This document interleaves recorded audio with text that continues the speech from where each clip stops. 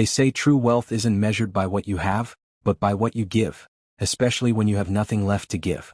For one homeless man, a single act of compassion inside a grocery store would change not just his fate, but the life of a billionaire who had long forgotten what humanity truly meant.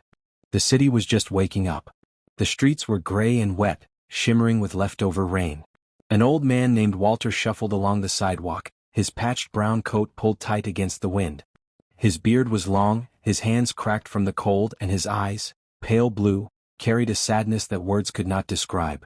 He had slept behind a bakery that night. The smell of bread used to comfort him, but now it only reminded him of hunger. Still, Walter smiled faintly as he passed by the grocery store on Fifth Avenue. It was his ritual.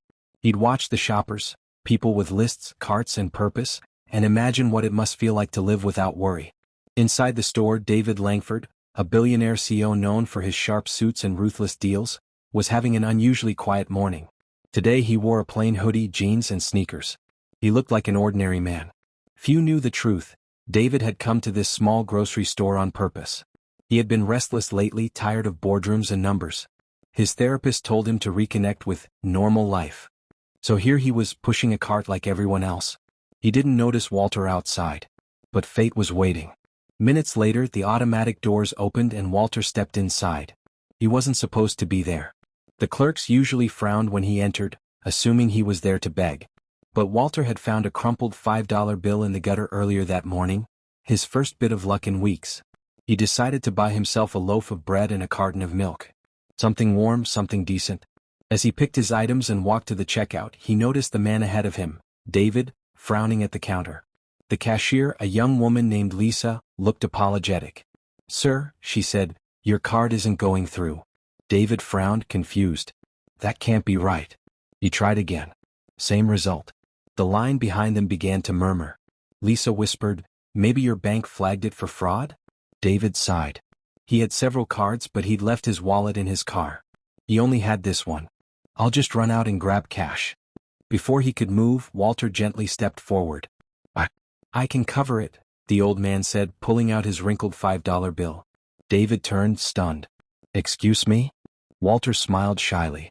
"You've got food there, milk, eggs, a sandwich? Looks like you need it more than I do." The people in line laughed quietly.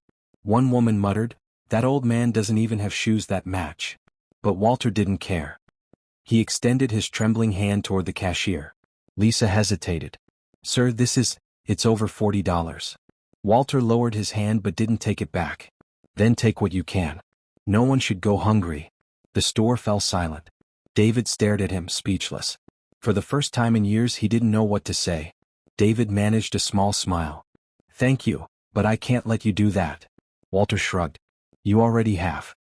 He turned to leave, clutching his bread and milk. David called out, "Wait. At least let me thank you properly." Walter paused. "Kindness doesn't need thanks, son. It just needs to keep moving." With that, he walked out into the cold street. David stood frozen for a long time, holding the unpaid groceries, feeling something shift deep inside him. By the time David got his card sorted and returned to the store, Walter was gone. He asked Lisa, "Do you know that man? The homeless one?" She shook her head. "He's around sometimes. Sleeps near the bakery, I think." That evening David went looking. Through alleyways, past soup kitchens, behind old shops. No sign of Walter. Days passed. David couldn't focus at work. His assistant noticed the change. "Sir, are you okay?" "I met someone," he said softly. "Someone who reminded me what matters." A week later, David finally found him, sitting on a park bench, feeding crumbs to pigeons. Walter looked up as the billionaire approached. "I told you not to worry about it," Walter said, smiling. David sat beside him. "I can't stop thinking about what you did. You offered me help when I didn't deserve it." Walter chuckled. "You looked like a man who needed to be seen." David's voice softened. "Do you have somewhere to stay?" Walter shook his head. "This park's got a good view." That night, David made a decision. 2 days later, David brought Walter to a small apartment complex on the edge of town.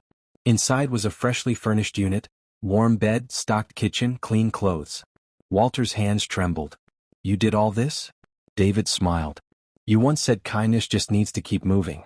I'm moving it forward." Walter's eyes filled with tears. "I don't know how to thank you." "You already have," David said. That day in the grocery store. Months later, Walter had regained weight and health. He volunteered at a local shelter, helping others who were lost like he once was. David often visited, dressed simply, helping serve meals. No one recognized him as the billionaire. One evening as they locked up, Walter turned to him. "You ever think about that day?" David nodded. "Every time I buy groceries."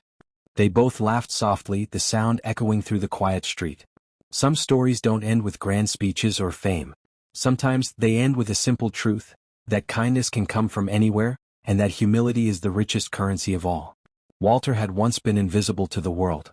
But in showing compassion to a stranger, he reminded that stranger, and everyone watching, that being human is the greatest wealth there is.